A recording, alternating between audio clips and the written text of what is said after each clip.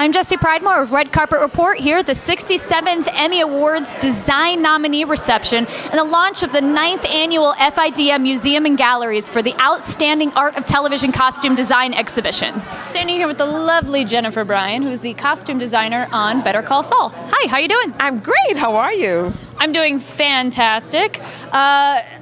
Costume is such an important part of this show, and I don't think people understand how much work goes into the costumes for this. It is hours and hours of work. You know, what you see in an hour on a television show takes us at least 8 to 12 days to prep, to shop, to fit, to dye, to stitch, to sew. It goes on and on, but the results are usually very gratifying.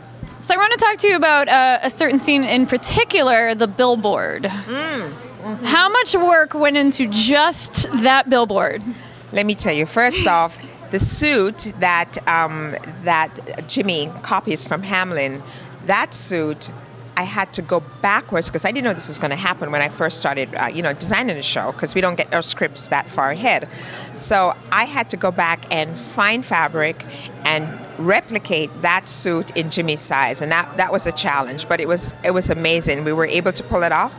So when you see the two of them side by side, so you know what he does. He goes to the tailor shop and he buys the same fabric, the same wools and everything, and totally copies the guy, and then puts himself on a billboard and tries to pass off as a fancy lawyer. So it was quite a design challenge to do it, because we had to do it after the fact. So you had to custom dye the tie, right? I did. Did somebody talk to you about that? Yeah. Because I did custom dye it. And what was the new name for the color that you discovered? The new name is Hamlindigo. And I'm not sure about this, I think it made the Pantone book. That would be excellent. Color. So what a lot of people don't understand with shows that have just kind of normal clothing is that a lot of work still goes into it, and a lot of stuff is still very, very custom made. So what would you like to tell people to know about what it comes to when it makes clothes for this? Yes, well, a show like ours, which is in a time period where most of us have lived in worn clothes like this, it may seem not highly noticeable because it's very subtle. But this show is set back in 2002, 2003, and I had to go back to that time and kind of stretch the imagination a little bit. So it does not look like 2008 or 2015. It required quite a bit of research, and it's the subtleties in contemporary costume design that a lot of people.